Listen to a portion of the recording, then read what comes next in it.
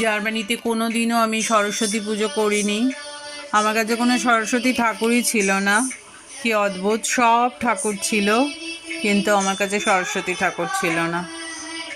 আর আমি পুজোটা ভালো করে জানি না কি করে করতে হয়, মানে ইচ্ছেটা যতক্ষণ না আসে, ইচ্ছে আসতে হবে। যেমন ডিস্কো যাওয়ার জন্য ইচ্ছে আসে একটা সময়, তারপরে পুজো করার জন্য একটা সময় আসে, ইচ্ছেটা আসে। তো এখন ওই ইচ্ছেটা এসছে, তো এতদিন বাদে আমার খুব ইচ্ছে হলো যে সরস্বতী ঠাকুরের পুজো মানে কি, মাকে একটুখানি আলাদা করে সব ঠাকুরের মাঝে সরস্বতী ঠাকুরকে আলাদা করে মনে করা। তাই যতটুকু সম্ভব হয়েছে করেছি। কালকে অবধি আছে, একটু দেখলাম যে কালকে অবধি পুজো করা যাবে। তো আজকে রোববার, কোনো ফুল আনতে পারিনি, তো দোকানে গিয়ে কালকে ফুল এনে আরও একবার মাকে পুজো করব।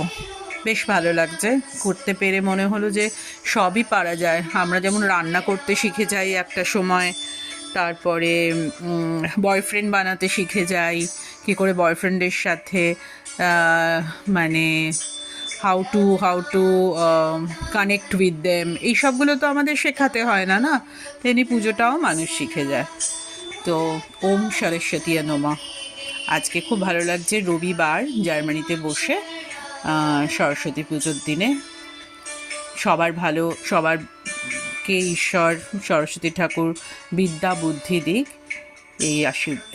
এই আশা রাখি সবার কাছে, মায়ের কাছে। সবার কাছে নয়, সবার কাছে তো অনেক আশা আমরা করি আমাদের আশেপাশের মানুষের কাছ থেকে, কিন্তু মায়ের কাছ থেকে, ঈশ্বরের কাছ থেকে আমরা, আমাদের এক্সপেকটেশন বোধহয় সব থেকে বেশি থাকে।